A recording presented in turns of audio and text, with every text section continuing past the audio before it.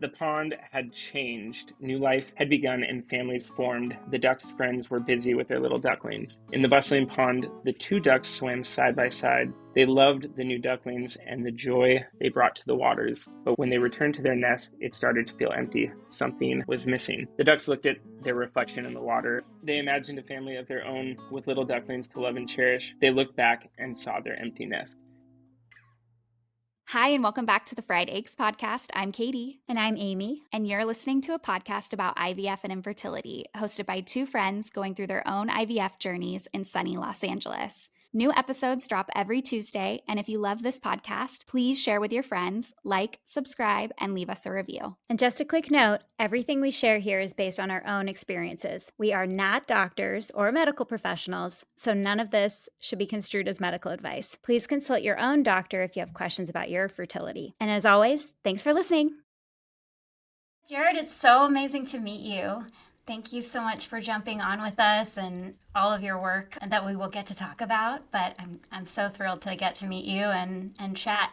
Great to meet you both. I've been following along and listening to a few episodes. So you're like my internet friends on this weird infertility thing that I never thought I'd be posting online about this, but here we are. I feel like, did we start our TikToks around the same time? Because I feel like you were one of our early followers. I started posting about the empty nest in September. I don't know. So then, yeah. Oh, okay. Yeah, because that was about the time we launched our TikTok, and I, like, total newbie, like, had no idea what we were doing, and I feel like we were early friends on TikTok, and it was just like, okay, great, solidarity. Oh, I thought that you all were way ahead of it because you all are doing great, and you had way more Oh. followers than I did. So I was like, oh, they've been around. So Yeah, it's TikTok is a funny place. It's like one post can go off, and then all of a sudden, yeah, yeah. it is. It is a wild place. Yeah, we're all learning as we go. But similarly, I don't think either of us thought that we would be posting all about it either when we started down this journey. So we find ourselves in the same boat. Well, before we jump in, I'll give a quick little intro. So, welcome back to the FriedEggs podcast, everyone. We're really, really excited to have Jared here with us today. Jared Walker. We've been talking about how we met via TikTok. So, social friends turned into real friends, turned into coming on the podcast. And Jared is the author of The Empty Nest, which, would you describe this as a children's book or a book for parents going through? I have a copy here, so I'm going to show it. It's beautiful, but who would you describe the audience for this? That is such a great question. I mean, it is an illustrated book. It is like it presents as a children's book for sure, but I don't think that children are the primary readers, right? I would say it is for people going through infertility, people wanting to understand maybe what their friends or families members are going through. I have dropped this off on several doorsteps of people that I wanted to read it. So I think it's like, and at the same time, my wife and I have read it to our nieces and nephews and, that are a little older and asking when we're going to have kids. So I feel like I don't know. I don't want to say it's for everybody, but obviously people that are experiencing or know somebody that is experiencing infertility. Well, and as just a side note, and we'll get into kind of your journey into publishing it and what that has looked like, but it's been really fun talking with friends who are going through infertility or going through IVF. And when I mention the empty nest or like repost something on TikTok and they'll say, oh, I've had that in my Amazon cart forever, or I've had that in my TikTok shop cart forever. So it's definitely the word's getting out. I love that. Yeah. I'm still like blown away that anybody can even find this book. But yeah, the only real promotion, I guess, has been TikTok. And it has just been a surprise. I was kind of expecting, I was like, this is really just for my wife and I, and then it obviously have grown. We can get into that. But I never thought that this would be out there. Well, I guess let's just get into it. I would love to just kind of start from the beginning and share your story. And I mean, obviously we know what inspired this book, but kind of the pathway to creating this book and illustrating it. And however much you feel comfortable sharing with listeners. Feel free to interrupt me at any point. It's so funny. This is like the first conversation I've had about this. My wife and I have, I guess, how this all started. We have been trying to have children for a little over 6.5 years now. And it's so weird now looking back. It's like, well, yeah, well, obviously we weren't thinking that we were going to have any issues or trouble with this. So, we started, and I think after like a year and a half, we got our first like positive pregnancy test. We were pumped. It was actually Christmas Day. So it was like woke up on Christmas Day. We were very, very excited. And, it was one of those like, oh my gosh, it's a Christmas miracle. Like, this is the best thing. And just kind of going throughout the rest of the day of like, we're with our families all day, and we're like, it's almost like we had this little secret, like we're just pumped about it.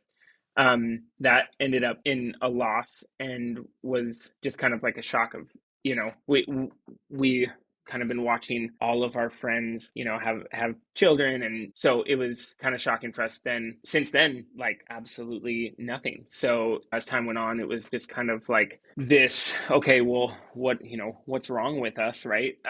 And started going to, specialists, and wasn't really able to find anything like, oh, this is the problem or whatever. So, but also like wasn't super helpful. Just kind of like, oh yeah, like, well, this is happens for a lot of people. It's like, awesome. Thank you for all that info. Then we switched to like a naturopathic doctor and started, doing a bunch of other treatment, whatever, a lot of like lifestyle stuff. I stopped drinking a little, almost 3 years ago now, and just like doing all the things. Okay, like what, yeah, trying all of the things, and just still like in that, what is going on. And I think over time it was just this like thing that we were not prepped for, especially to like have the conversations. And it was, long story short, like it just became something that kind of put a wedge between us. Like, this is something that we don't really know how to talk about together. We are not connecting on a level that we were. We are not grieving in the same way. And that is kind of how the book came about. So I guess I'll just pause there. Like, I'm happy to keep rambling, but that is what sparked me starting to write. Thank you for sharing that. And I'm so sorry for your loss and Yeah. the challenge that the last many years have been. And I'm really grateful that you are open to talking about it. Not only is it so important to share with those around us and get the support that we need, but also hearing from you as a man going through this as a partner is also, I think, a huge opportunity for others to build empathy for the experience as well. So wanted to say that first. So I'm, going through, the first couple of years where you're starting to identify like, okay, we're not grieving the same, we're not processing this the same, and it's driving the wedge and, making it harder and harder to connect. I mean, I've certainly felt that at times with my partner or my husband. I'm sure a lot of us have those challenges, and I'm curious, what did you notice were the big differences between the two of you, and like the challenge to find your way to the middle? What was driving that, or how are they different? Yeah, I think the one of the things was just how we process things. Like, am I crying over this on the regular? I think that is like one thing where it was like, oh, like you are not grieving this the same way, maybe not as emotional or outward. So I think that was one. So then it kind of looks like, well, he doesn't care as much, which I think is a really hard thing when you feel like nothing is more isolating than this, but then feeling like your partner isn't grieving in the same way or doesn't care as much, I think is probably something that is pretty common. I think that there are a lot more examples, at least from what I've noticed, of women having more reminders of like, this is not happening for us than men do. So like one just Mm-hmm. quick example of like, and I kind of like touch on this in the book, but it's like all of our friends that are having children, have young children.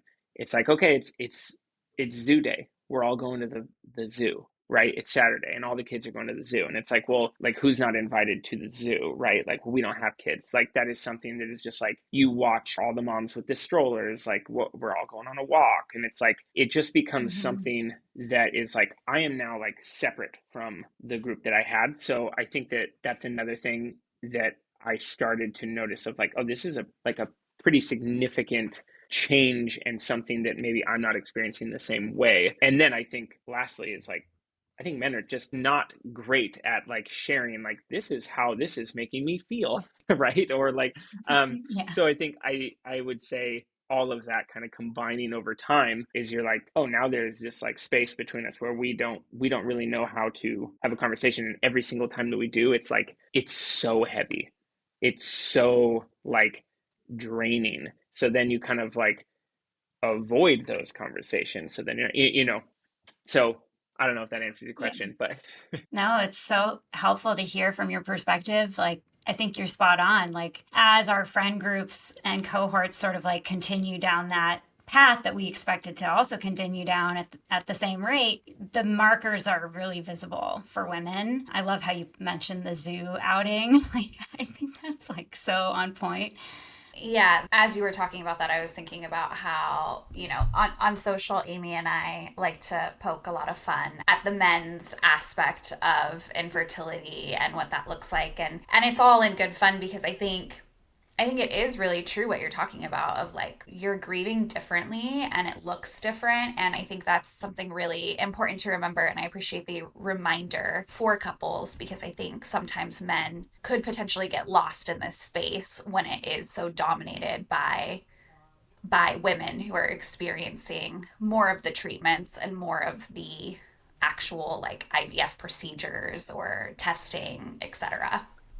yeah, and I think one thing that I would say, at least for my wife and I, she's very diligent about telling me about like, this is something that made me sad or made me angry or maybe whatever about this infertility experience. Like she's like kind of reminding me, and I am not doing that. So a practice Yeah. that is very, very helpful for us is like if I if something throughout the day happens that triggers like an emotion or something that makes me feel emotional about this, it is very, very helpful for me to communicate that with my wife. Like because then it is like, oh, he is thinking about this too. And I think that Yeah. that is where I would say the biggest like disconnect with us and like why this book was so helpful is it's like he's thinking about it too.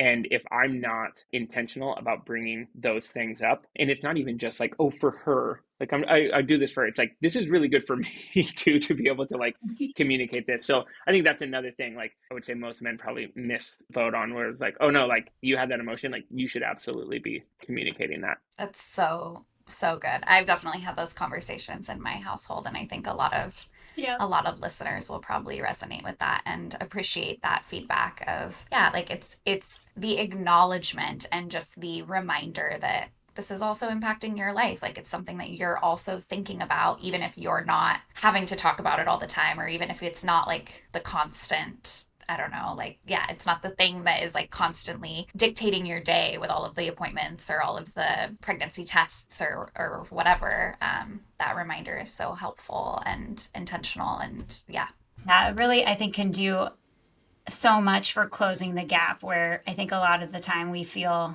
like all of it is happening to us and we have to live with it, 90% out of every day, 90% of 100% of a day, we're reminded of it. And that can cause like some frustration and resentment. Katie, I'm saying the same thing in my head. I'm like, how many times have I said to Nima, like, you just don't get it. I wish that I could just forget that, like, I have to deal with this, and also it's a great reminder for us as the other partner to be open to that as well and kind of probe, like, instead of assuming that, they just aren't feeling it. Because that's also what I've learned so over and over with Nima, my husband. Like, yeah, he just feels it in a different way and like can compartmentalize at certain times or like put it aside or whatnot. The other thing it made me think of is that sometimes I also feel like there's hesitation to share because they think they're going to remind me of it Mm, or something. Right. And you that's said interesting. something, Jared, earlier that every time you would talk about it, it would be like this emotionally heavy conversation. And that struck such a chord because I can't tell you how many times we've had a conversation where my husband's like, can we just be happy right now? Like, do we have to dive into this right now? And that, of course, like will bristle me depending on the day and, and depending on the mood, will bristle me like, so you can just ignore it now, but like, I can't ignore it. But on the other hand, I'm like, yeah, maybe it would be good to just have some happy joy, put this aside and not have to deal with it every minute of every day that I'm feeling it. So you really hit a chord for me there when you said that. And I love the suggestion that you had about sharing even when you've thought about it, just like if it pops in your head and it impacts you, sharing that. But I'm also curious if you've learned anything else about how to keep the tempo or bring the temperature down when these things come up and the conversations come up. Oh man, it's so hard. First of all, I still am like I don't know. I feel weird even trying to give any type of advice on this because I feel like this is just it's so insanely hard. And I think I totally get what you're saying, I mean, about we're having a great time. Why am I bringing this up? Like, why am I trying? I know that this is going to, bring it down, but I would say way more often than not, that is probably the better move because your partner wants to know that it is on your mind. Because guess what? They're probably thinking about it, even though you're having a great time. Like, so I think that, like, I would lean towards that, and I'm not perfect at that, far from it. Like, I think I've tried to get into a habit of even just writing stuff down. Obviously, but it's like, it's that is something that, like, I felt like, oh, if I'm going to be supportive and if I am trying to be a better partner with this, like I need to be really intentional about it. And my mind might not be thinking of this all the time, but when I do, I need to make sure that I remember what those thoughts were, what those emotions were. I think guys are more uncomfortable with it, so it's the more of the avoidance. And I just feel like it is better for men to get comfortable with talking about it and be the one that initiates them. I think that that is like a pretty big deal. Yeah, I think a lot of people who will be listening to this will be like, ah, finally, Is that is that's that the it clip that's the clip that's going to make the rotations that's going to get sent to to all the every partners? partner.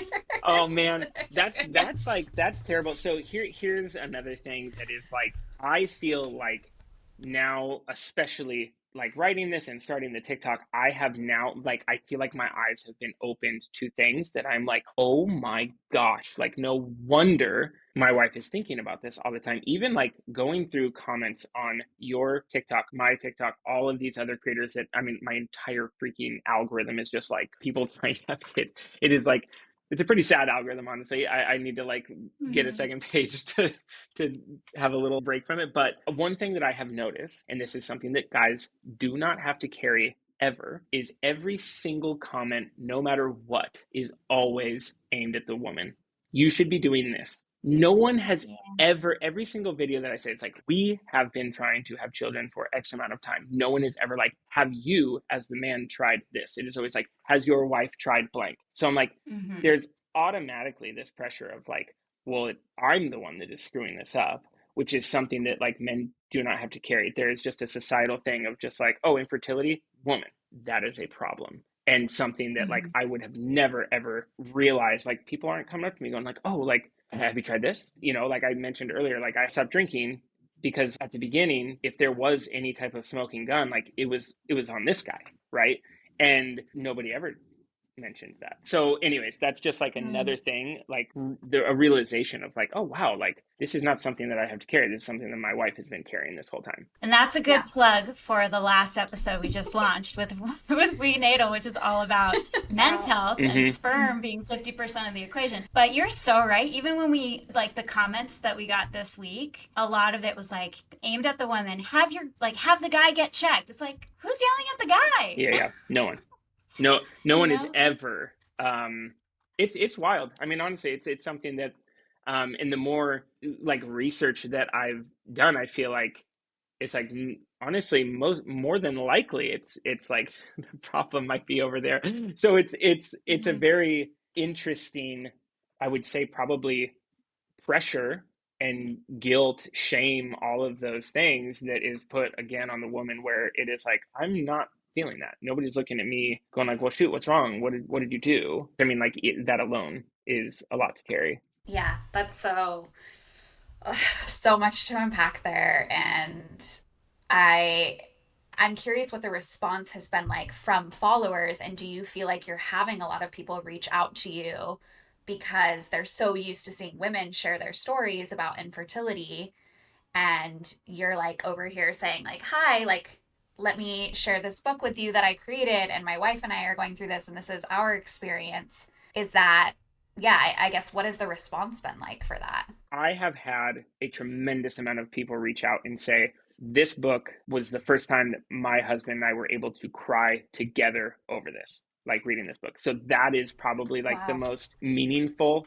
thing that that somebody could say, because again, like that was kind of what it did for my wife and I. But I've looked at my analytics on my account, 97% of my followers are women. So I again, it just points to the same problem. It's like, oh, like guys don't even know how to listen to this. They not like much less talk about it. So I think that I don't know what even that like space would be of like, oh hey, and I also feel like it's like, oh, I don't know how to say this. It's almost like cringy thinking like, you know what this really needs is a male perspective. Like I don't want to be that guy Totally. either, where it's Yeah. like, but I at the same time I do understand like that it is probably needed to have multiple male voices talk about this, because again, like I mean, we're on the same algorithm. Like I've never seen another guy talk about this. So yeah, there's a lot, and I'm still like figuring it out. So, anyways, I'll be curious to see the response even to this episode, because I would assume that you probably have a lot of, even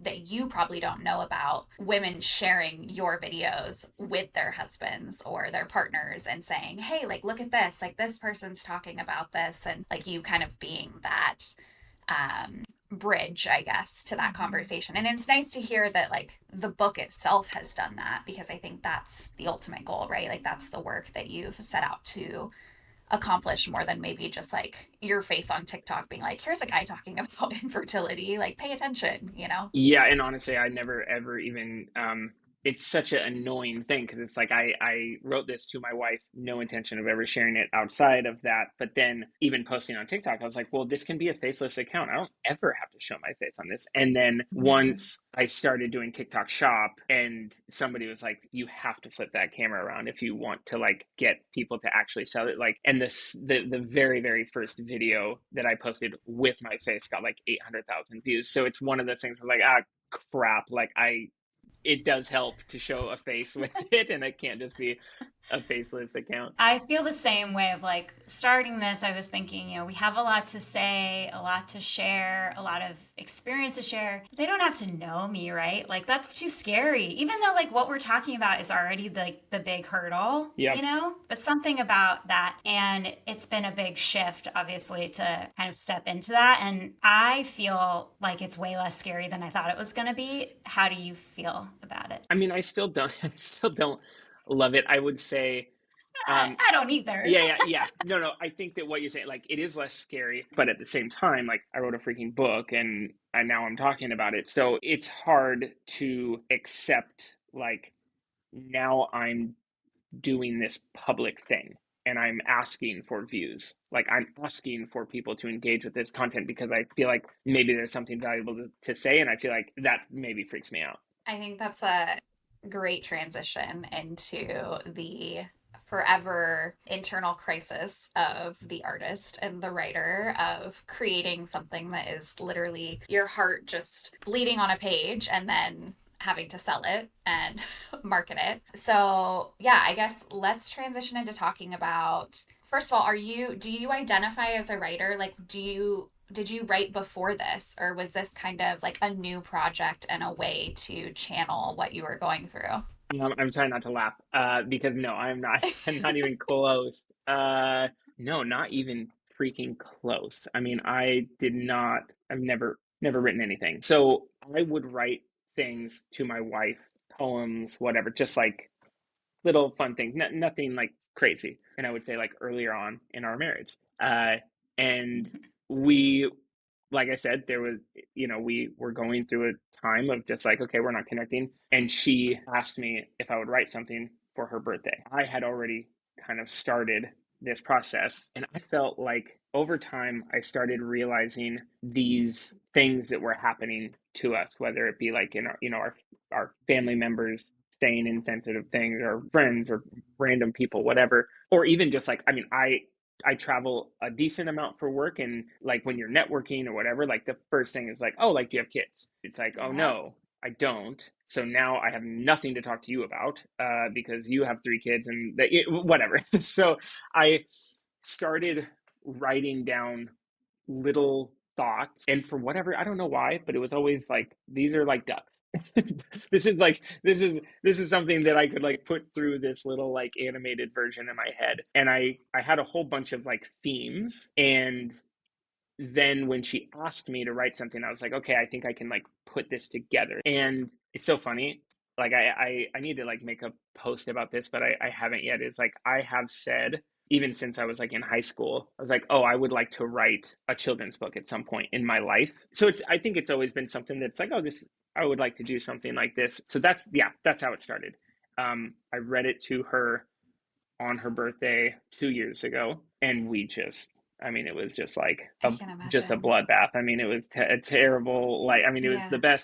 best ever, just heavy. And yeah, it was like, I'm trying to read through this thing, we're both sobbing, and I think it was, yeah, multiple moments of just kind of like, okay, we were like, we're on the same page.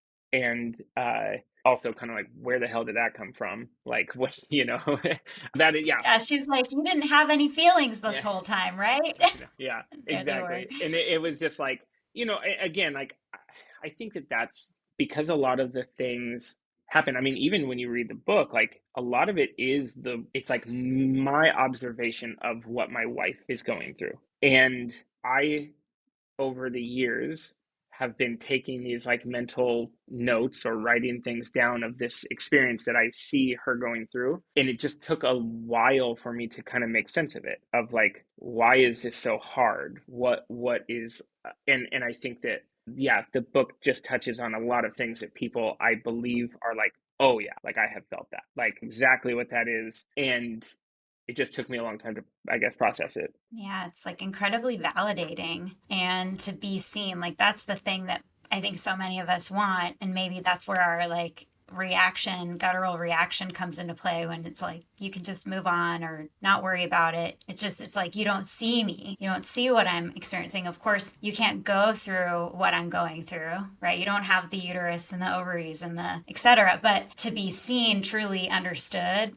is I think what a lot of us just crave, you know. So maybe that's what you've been offering to so many people, both the women, but also the partner who's watching it and also doesn't know how to process and what to do with it. Yeah, I'm hoping, again, every single message that I've ever got, every review on the book, whether it be Amazon or TikTok or whatever, it's the woman that is like communicating, hey, this was a great thing. We were able Mm. to grieve in this way, or we had the best conversation that we've had about it, after reading this, and I felt understood. Like, all of those things. Again, like, I haven't had a man reach out and be like, hey, this is really special. So I feel like, obviously, like, the number one reason why we published it and why I think it's important is like that it can be something that a couple can read and really like connect over. But it would be nice eventually to have men kind of speak out about it, or at least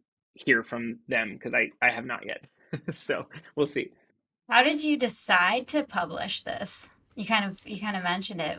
Yeah, I feel like, well, did you share at one point that you had sent it to publishers and then decided to self-publish, or am I making that up? I feel like I heard that at some point. Yeah, so again, I've never done anything like this, so I did not know. I mean, I was watching a lot of YouTube. So after reading it to my wife, we were like, this is like our special thing, and we held on to it. We read it a few times together, and then a few months went by, and we were reading it once, and I was kind of like, I don't love how I said that. I want to say it a different way. So I started kind of You rewriting started it. editing. I started editing, and then, Katie knows that process. well, and then I was like, hey, what do you think about adding in a scene like this? And what do you think about like what? So we started kind of editing and I don't know, talking through the story a little bit more. And then I made a list of people, because my wife this whole time was kind of like, hey, maybe you should share it with more people. It's really good. And I was like, okay, thanks, but I think that it's really good just for like us. Like, I think that I don't know how like much this is going to resonate. And so I made a list of people that I wanted to share it with and just get their feedback. Send it all out. Everybody's like, you need to publish this. And then I reached out to a handful people that I knew had published books, and then a couple publishers, and it definitely was not like, oh, this is so great. I was like, that I had people ask a lot of questions like, why do you think that you should publish this? Like, do you wish that you had a book like this as you were going through? Like, is this something, do you feel like there's a need here? And then, like, it's a picture book, but it's not a kid's book. Why would adults buy this? So it was just kind of like a lot more questions. So that's when I looked into self-publishing. I had a handful of I hired like editors, like professional editors, and none of them got it either. Like, it was like weird where I was kind of like, everybody that seems to be like the expert on this is like telling me that it's kind of not good. Or not good, but not worth publishing. So I felt like maybe I shouldn't. So that was a little confusing. It took me a while. My wife was very encouraging. But yeah, that is kind of how that came about, trying to figure out if I got it published. Then I got on YouTube, watched a whole million hours worth of videos on how to do that, and went the self-publishing route. And for all of those people who misunderstood, do you want to share how quickly you sold out on TikTok? It's Because didn't you like reach the cap and they were like, you gotta wait to restock? TikTok's like, this is fraud. yeah, it It's a bot. it's one of those things. So I do not have any clue about book sales, author, like any of this stuff. But what I have heard now many, many a times is that self-published authors, I think it's like 98% of them will sell less than 500 copies of their book over the lifetime of the book. Like, most self-published authors do not sell any book. So one, that sucks. That's like, you like put a lot of work into a book. I mean, this book is like 55 pages, and it took me a long time.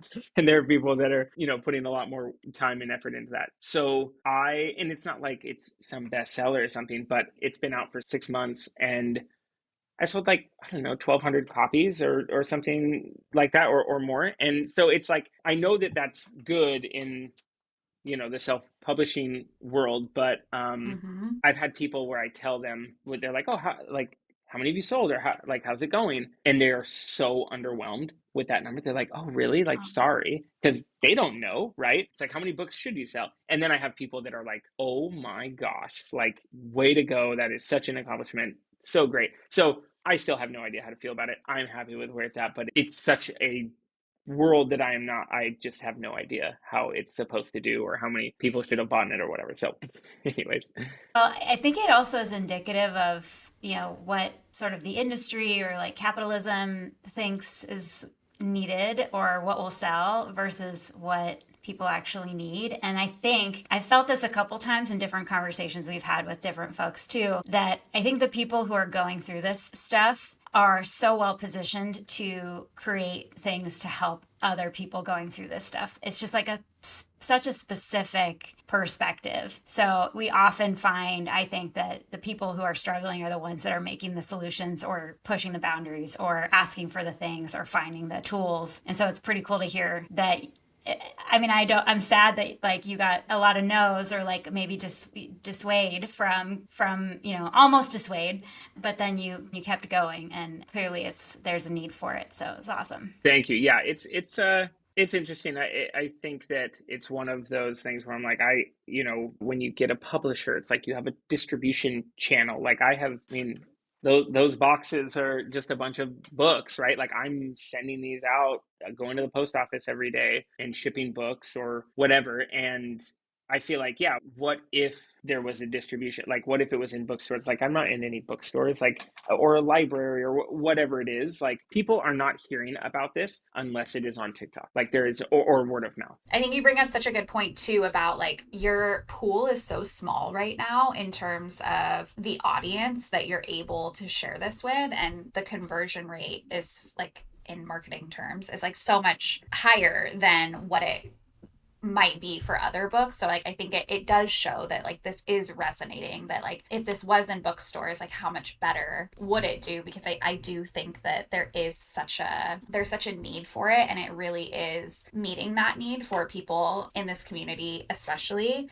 And I don't want to spoil anything about the book, but the ending I think is incredibly powerful, and it's something that I've come up with. So I've tried to publish a couple of books through after grad school. I went to grad school for nonfiction creative writing and worked with an agent to try to Wow. publish a memoir. Long story for a different time. But one of the things that I was coming up against with publishers is they're thinking about how do we sell this, right? Yeah. And they want a tidy ending. How are readers going to feel when they finish this book? Are they going to feel good and feel like there's a resolution for the characters? And that's just not real life. And people who are going through infertility, especially, know that that's not real life. And this book really points to that of like, is the nest full? Is it empty still? Like, it leaves you with these really complex feelings and emotions. And I think that's, at least for me, what I was left with reading this is like that feeling of like, yes, this is hard and heavy, but also feeling validated for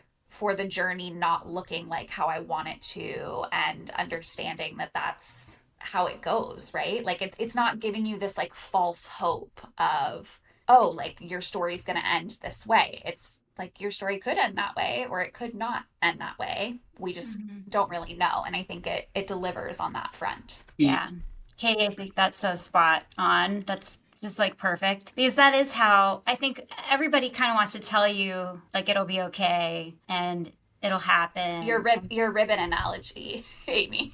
Tied up Yes. with a nice ribbon and Tie it bow. with a nice bow, right? It's just like a 1 hour episode. It's just that, and it's over, right? I had my happy ending. What is my happy ending, you know? And I think even if you get to that happy ending, it's probably not going to look like what you thought it was going to look like. It's going to take a lot of jumps and hurdles to come to terms with and grieve through and accept and appreciate, and then ultimately be grateful for whatever that ends up being. But there's so many of us who like really can't see what that, if there is an ending, well, there has to be an ending, but I don't know, maybe there isn't, maybe there doesn't have to be an ending. I mean, I think for me being in this position, like I'm very much in the thick of it Hmm. and I can't see a happy ending, right? Yeah. Like I mean, I'm starting to get comfortable with an ending or a new beginning, Hmm. really, Hmm. that doesn't look anything like I had thought it would. So I love that you left space for that as well. Okay, so I love all of that because one of the first, or maybe the only, and the first criticism of the book was I really wish that I would it was more hopeful at the end. And it was one of those moments where I was like, yeah, so do we. Like, what are you talking about? Like that's the whole point.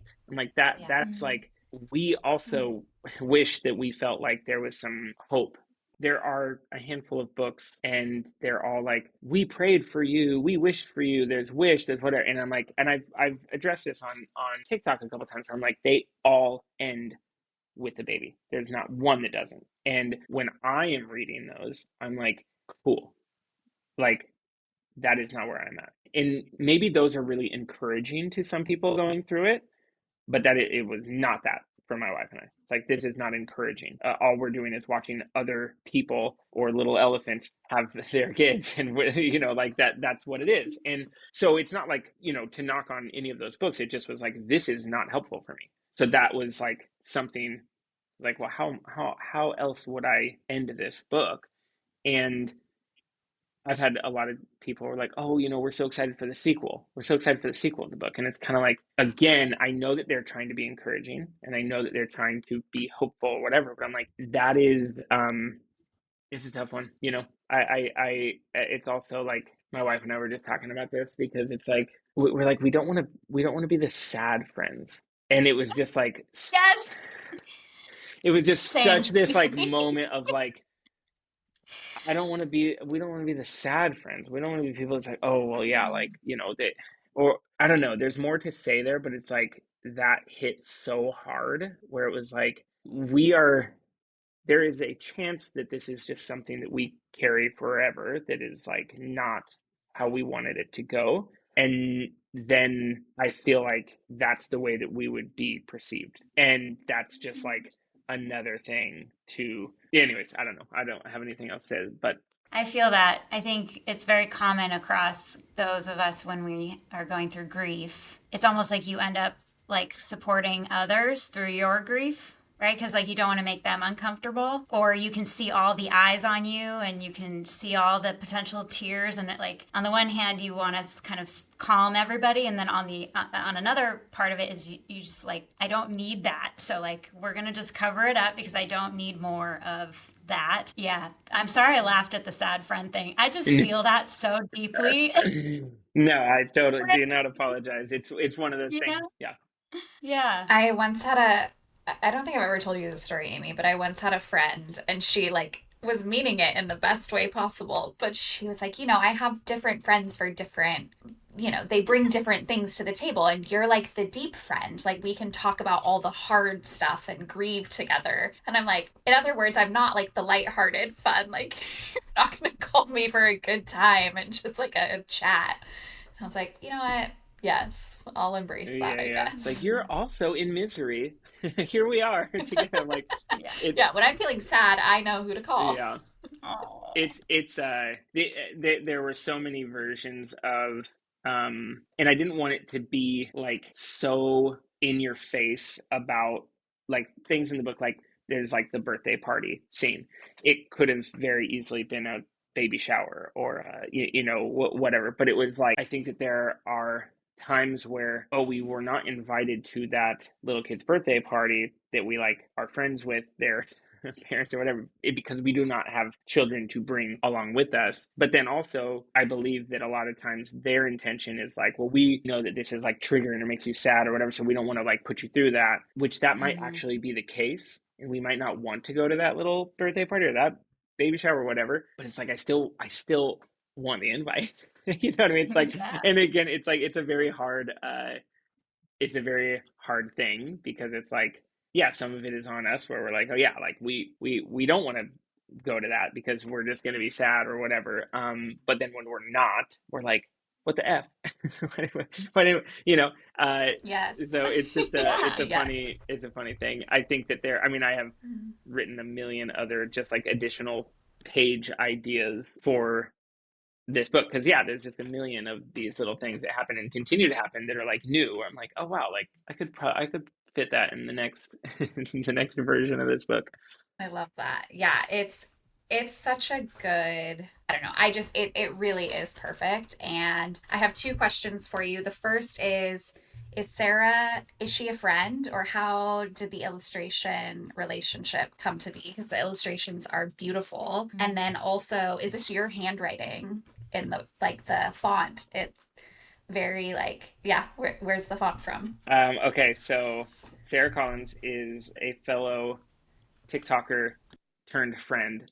So my wife Amazing. and I were talking about. So I don't know if you have seen a lot of children's books lately, but they are hot garbage, people. Like, I'm so sorry, Yes. but there are so many people right now that are like, how to write 10 children's books using AI in a day. And I'm like, get out of here. Like, this is not good. So we talked a lot about this, and my wife is, I think, a lovely artist, and I was like, it would be great if my wife illustrated it. It was one of those things that was like too much, and we also like wanted to get it out, and I was like, I know that if we try to illustrate it together, it's gonna take 10 years. So she was scrolling through TikTok and she found Sarah, and she was like, oh my gosh, like, can you reach out to this person? So I reached out.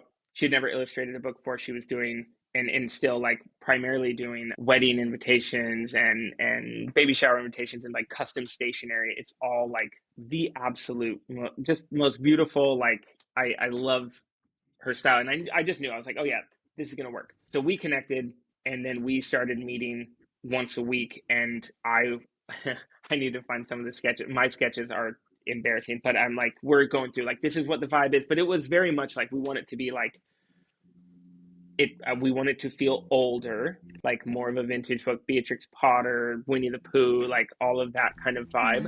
Yeah, um I can see that for sure. and so yeah, that's how that came about, and she is the best. And yeah, it is my handwriting. We talked about a font forever, and we kept going through different versions of the font because she can do so much with different styles of writing and calligraphy and all that. And every time I would like send her an example, I was like, oh, like I want it to be like kind of like this or whatever, and she's like, we should just do your handwriting. And I was like, oh no, my handwriting's terrible, which it is, but there's like a program where you can create your own font. So it's kind of like the best version of my handwriting, but it is my handwriting.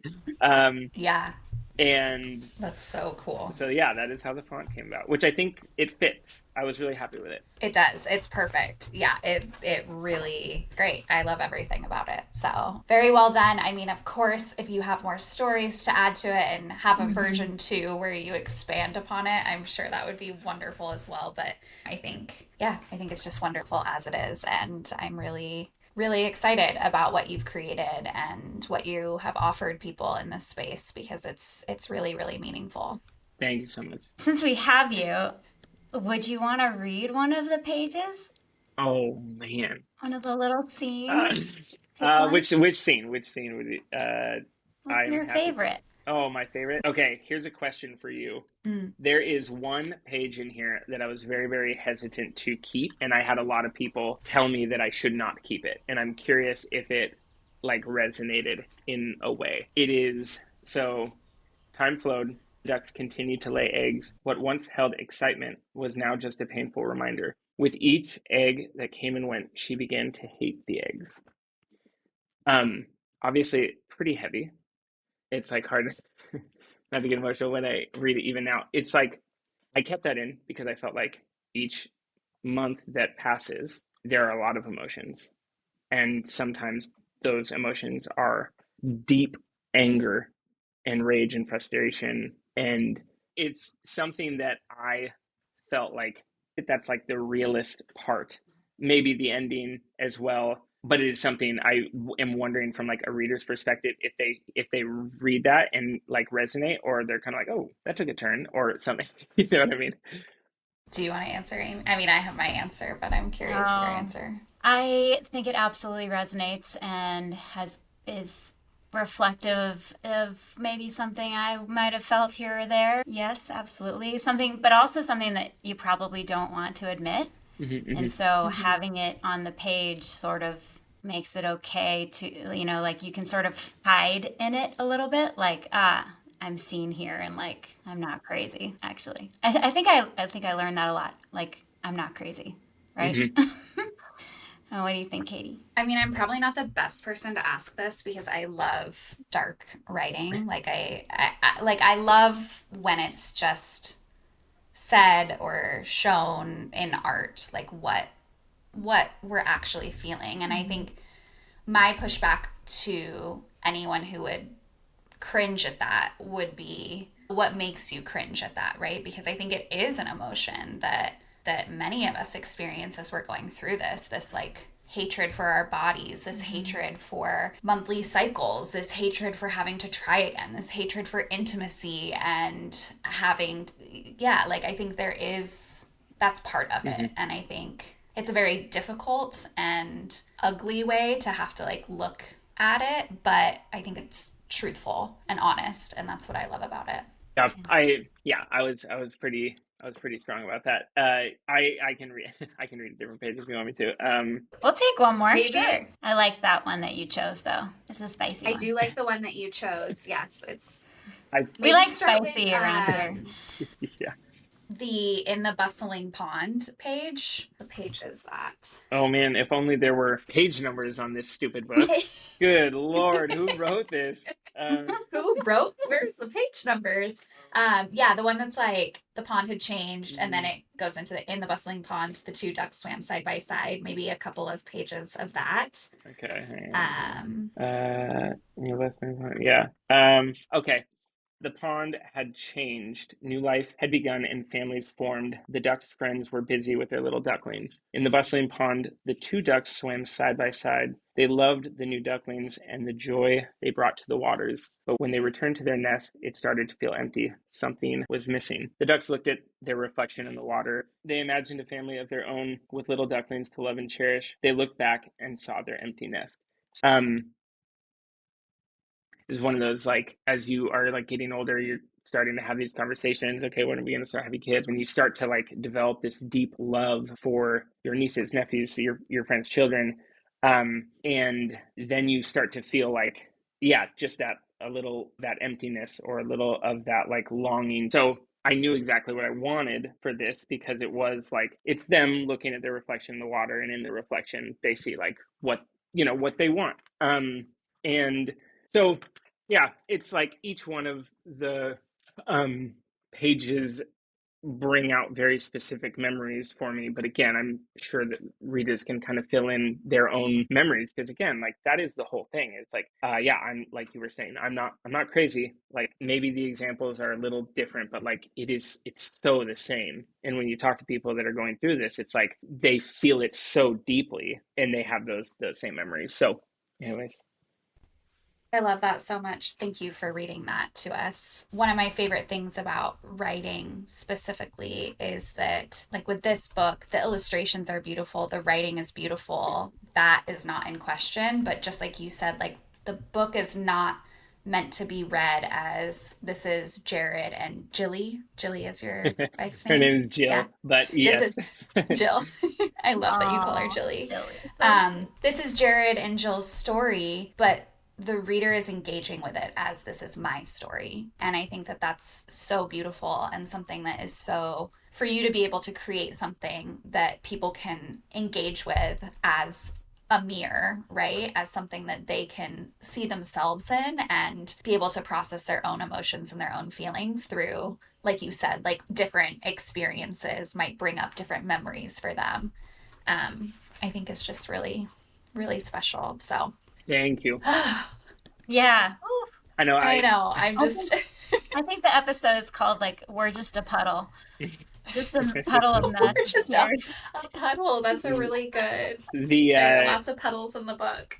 Yeah. yeah, that was one thing when we were going through the illustrations, we were just having so much fun thinking of like the little like things that kind of humanize the ducks, whether it be their little clothes or like their little birthday party or whatever. We were just having a great time with that. You talked about early on about what the impetus for writing it for Jilly, and how that helped you process and helped you process together. Now, having published it with 1,200 copies out there and tons of people commenting on your social and like sharing their stories, has that opened a different amount or different level of processing for you? Or I don't know, either helped or maybe hurt the grieving process? I think that it is we both really appreciate reading comments, at least the nice ones, and like reviews of people talking like people have and messages and stuff. So like that has really made us feel, I guess, yeah, even more seen, even more understood, like that this book is impacting people in a positive way. That's really been, I would say, like the highlight of the whole thing. And I definitely feel like that over time realize like there are a lot of people going through this, and you kind of discover like a community that you really didn't know existed or that you definitely didn't want to be a part of.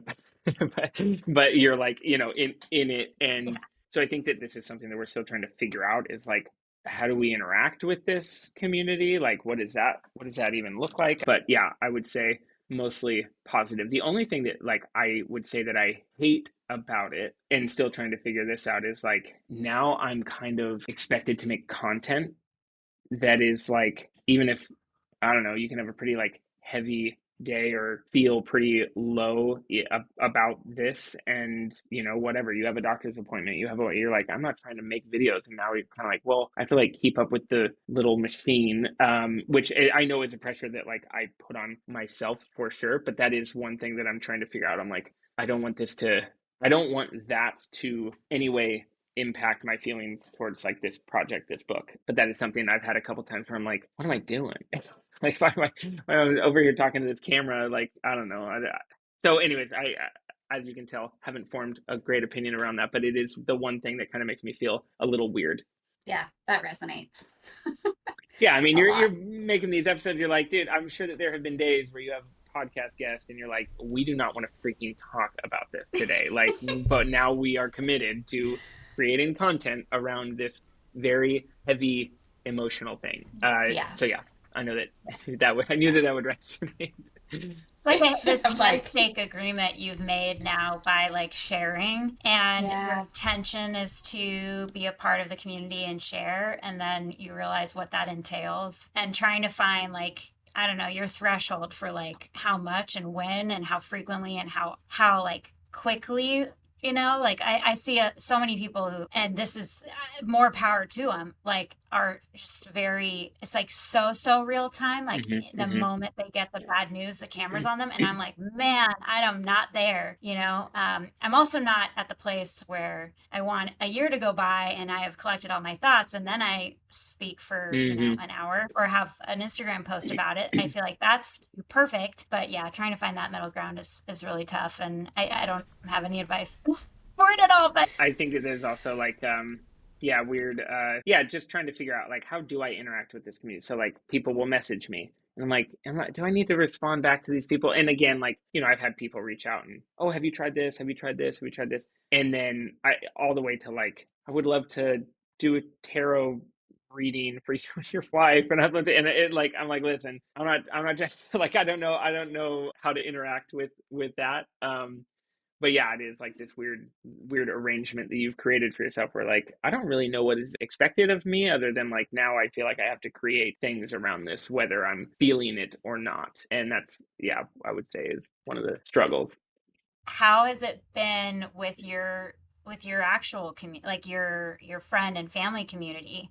And I want to preface that with we actually often get, and I'm sure you do too, get a lot of comments about like that no one knows about these people, what they're going through, and like think they're thanking us for sharing because they don't have another outlet or they haven't shared with their friends or family. And so I'm curious how it's kind of, if it's changed or how it's resonated with the with your direct close knit community. Yeah, I think it has definitely opened lines of communication in good ways and in bad ways, right? So now it's like because I've published this book, people think they can ask me about it any freaking time, which is fine. I would rather have that than feel totally lonely and nobody ever bring it up. There's that. I think on the positive side, yeah, I feel like I have a lot more people like in our corner. I feel like we have a lot of people that are now really understanding. So like it was I got your email and it was like, oh, we could record this day or this day, and one of the days was Mother's Day, and I was like, I feel like it would be criminal to record on Mother's Day, but it was one. I didn't even clock I that. know. That is so Wow. funny. I How like literally did not clock The that. I know vicious, Katie. I Vicious. I was I'm so sorry. no, I'm do not, like, is not that a even, holiday? Is that not even close. I laughed because I was like, oh, like my, so if before this book came out, if I were to skip a Mother's Day with my family, I would get shit in the family group thread for a week, right?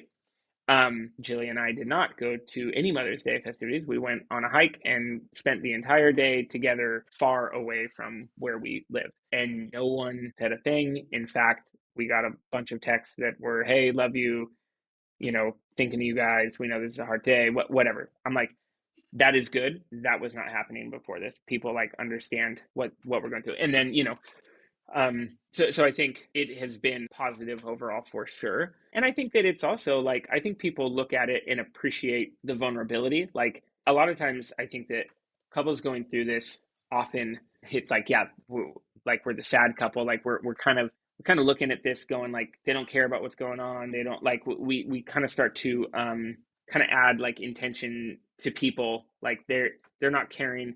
They're not asking, but at the same time like we're not telling either, like a lot of the times. So I feel like there's this expectation that isn't, I think I want to, how do I say this, I want to be fair to my wife and I, like we definitely feel like there have been times where people weren't showing up for us in this, and I think that that's totally normal. At the same time, we were not being vulnerable, and I think that it puts people in a really tough position because what do you want them to say, like, hey, are you guys struggling to have kids, like that, right? So it's like I think that putting it out there has kind of opened that door to like, hey, we can talk about this. And I've had a ton of people in the comments of TikTok videos say like, would it be appropriate to buy it for my friend that I know is going through this?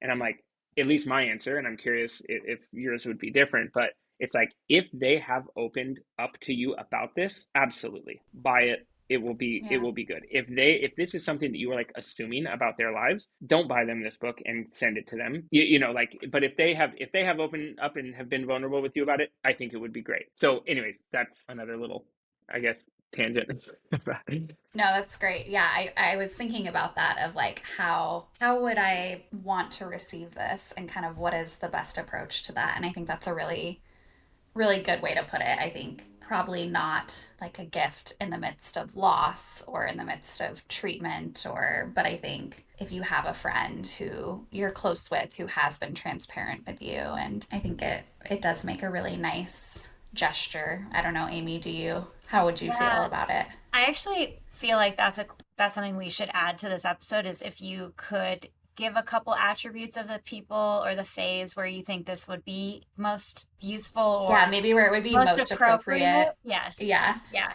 And of course, I'm sure you have people at all different degrees of the journey, respective journeys, who've found value in this. But if you were to sort of tell, like, who is this book for? Maybe that would be a good thing to add. Yeah, I think this book, like, it's hard for me to because it's like I feel like people, this is something that a lot of people do not know how to talk about. A lot of people choose to not talk about it. So I think it would be a good thing for anybody to kind of read to get a view into what this is like. But especially for anyone that feels like, well, I would say anyone that is going through this, it is, I don't really think it matters what stage of the journey they were on, you know, a year, 2 years, 3 years, 10 years, whatever. If you are still going through it and you haven't had, you know, that happy ending, I like this is kind of, I would say, yes, this is good. I think that there's a lot of people that have had a, you know, journey where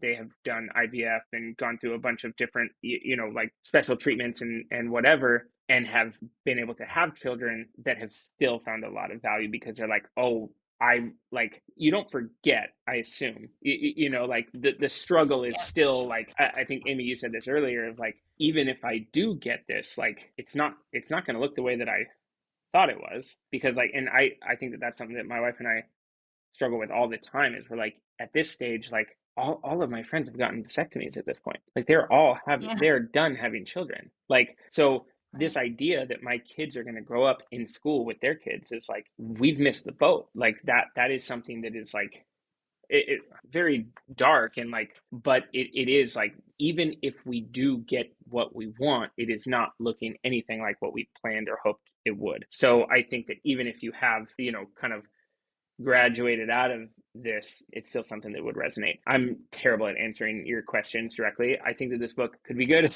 for anybody. I think especially people that are somewhere along their journey. It's especially it would be especially good for. Well, and I love your author's note at the end too, because you also have the note for anyone reading it who is reading it for information purposes. And, you know, Amy and I have a couple of friends who listen to the podcast that have no, like, they don't understand infertility or fertility treatments and they're listening solely because they want to learn Mm-hmm. and they are curious to know and which is amazing and so thoughtful and so I love your author's note at the end for anyone who is reading this that is just wanting to understand more. I think it's a good book for them as well. So Thank you. well, Jared, this is, yeah, I've said it a million times, but I'll just say it again. This is such a gift to the community. It's a gift to your wife. I think it's a gift to yourself. And I'm really grateful that you came on to talk with us about this today. And maybe you can tell listeners where they can find the Empty Nest if they're not on TikTok, where they can order it as well.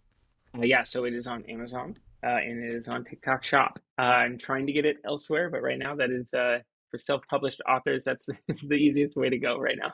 And you're also on Amazing. Instagram where I you am. I'm share. terrible. I'm terrible at Instagram. I need to be posting these to both, but I yeah. will say it is a ripe space over there. We were like avoiding Instagram for a while and then started kind of taking some of our TikTok content to Instagram and there's quite the infertility community on that platform as well. Yeah, I need to be better. I just, for whatever reason, you know how it is. TikTok, it's like none of my friends are going to see this, and on Instagram, I'm like, all my friends are going to see this. A Yes, you hundred are percent. speaking directly Yeah. to my fear part of my brain. Yep.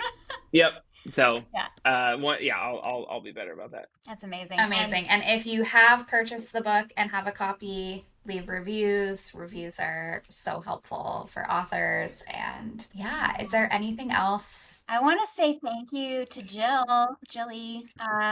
We didn't talk about her quite enough, I think, but I'm sure she had a huge part in this. So thanking her also for the vulnerability of you guys sharing this with the world.